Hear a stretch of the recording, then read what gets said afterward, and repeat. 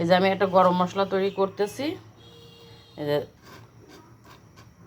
দারচিনি, জিরা, লবঙ্গ।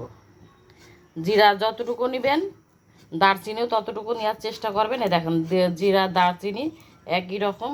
এই যে আর লবঙ্গ নেবেন, জিরা যা নেবেন তার 3 ভাগের 1 ভাগ নেবেন হলো লবঙ্গ। এই তিনটা দিয়েই বানাবো আমরা। এইটা দিয়ে সংরক্ষণ করতে পারবেন আপনি, অনেক দিনই সংরক্ষণ করতে পারবেন। কিন্তু আমাদের তো এই অল্প জিনিসই তার বেশি দিন যাবে না, 1 মাসের মতনই যাবে। আপনি এটা মাছেও খাইতে পারবেন, আবার এটা হলো আপনি হলো গোশেও খাইতে পারবেন। সব রকমের গোশে, সব রকমের মাছে, ডাইলেও খাইতে পারবেন। কিন্তু ওই যে 10-12টা আইটেম দিয়ে বানালি পারে আপনি শুধু মাংসেই খাইতে পারবেন, বিরিয়ানিতে খাইতে পারবেন, মাছের ডালে খাইতে পারবেন না। কিন্তু আমি 3টা দিয়ে বানাই, এটা আমি অনেক দিন ধরেই বানাই। এই 3টা আইটেম দিয়ে বানালি পারে আপনি বেশ অনেকটার ভিতরে খাইতে পারবেন, অনেক জিনিসের ভিতরে দিয়ে খাইতে পারবেন আপনি। এটা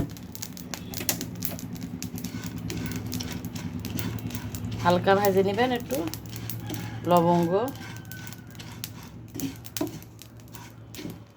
একটু হালকা গরম হলেই পরেই হবে। আগে দারচিনিটা একটু বেশি করে ভাজবেন, তারপর লবঙ্গটা, তারপরে জিরাটা। জিরাটা এমনি চুলার গরমে জিরা গরম হয়ে যাবে।